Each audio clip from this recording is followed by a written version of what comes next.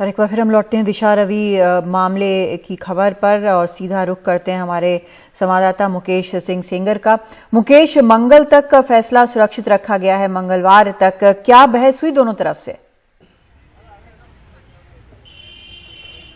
देखिए, दिशा रवि की बेल को लेकर करीब 3 घंटे पटियाला हाउस कोर्ट में बहस हुई। सबसे पहले जो दिल्ली पुलिस है उनकी तरफ से एएसजे कोर्ट में पेश हुए और उन्होंने कहा कि दिशा रवि एक गहरी साजिश का हिस्सा हैं।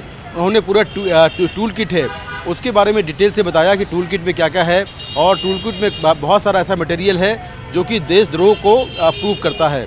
और उन्होंने ये भी कहा कि दिशा रवि जूम की जो 11 जनवरी को जूम की मीटिंग हुई थी उसमें शामिल हुई और उस मीटिंग में एमओ धालीवाल भी शामिल थे और इस तरह से लगातार वो टूल किट तैयार करने में लगी हुई थी। और जो टूल किट तैयार हुई उसके बाद जो है इस तरह का माहौल क्रिएट हुआ कि जिससे कि देश में हिंसा हुई। 26 तारीख को देखा कि हमने हिंसा हुई। इस तरह की बातें दिल्ली पुलिस ने कोर्ट में रखी और ये कहा कि दिशा रवि को सब कुछ मालूम था पहले से और वो लगातार एक उन्होंने व्हाट्सएप ग्रुप क्रिएट किया था और उस व्हाट्सएप ग्रुप के जरिए वो लगातार शांतनु और निकिता के संपर्क में थी और टूल किट बनाने को लेकर लगातार बातें कर रही थी। इस तरह से दिल्ली पुलिस ने निकिता के जो दिशा रवि हैं उनके बारे में बातें रखी और ये कहा कि दिशा रवि एक गहरी साजिश का हिस्सा हैं और उनको सारी जानकारी है। पुलिस ने यह भी कोर्ट में दावा किया कि दिशा रवि ने बहुत सारे सबूत नष्ट कर दिए हैं। जो व्हाट्सएप ग्रुप है वो डिलीट कर दिया है।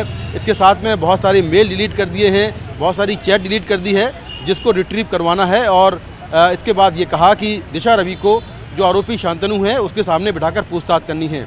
वहीं जो दिशा रवि के वकील हैं उन्होंने कोर्ट में कहा कि क्या किसी से बातचीत करना देशद्रोह होता है? अगर मान लीजिए एमओ धालीवाल खालिस्तानी है तो क्या उससे बातचीत करना महज एक देशद्रोह हो जाएगा? और इसके साथ में माफ करिए, इसके बाद जो है दिशा रवि के वकील ने यह भी कहा कि एमओ धालीवाल का जो संगठन है पोएटिक जस्टिस फाउंडेशन, ये संगठन नया है, इसके बारे में दिशा रवि को जानकारी नहीं थी और शायद यही वजह है कि उसने बातचीत की, लेकिन किसी से बातचीत करना देशद्रोह साबित नहीं होता है। उन्होंने ये भी कहा कि दिशा रवि जो एमओ धालीवाल हैं उनके बारे में बहुत ज़्यादा नहीं जानती थी और वो एक अच्छे कॉज के लिए उनके साथ में शामिल हुई थी। तो इस तरह के जो आर्गूमेंट है वो कोर्ट में हुए।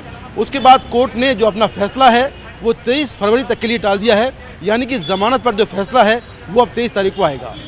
बहुत शुक्रिया आपका मुकेश इस पूरी जानकारी के लिए। तो साफ तौर पर जब 3 दिन की न्यायिक हिरासत भी दी हुई है उसके बाद जो फैसला है वो मंगलवार को आएगा, जो जमानत की याचिका पर फैसला है। और साफ तौर पर दिशा रवि की तरफ से कहा गया है कि उन्होंने देशद्रोह वाला कोई काम नहीं किया है।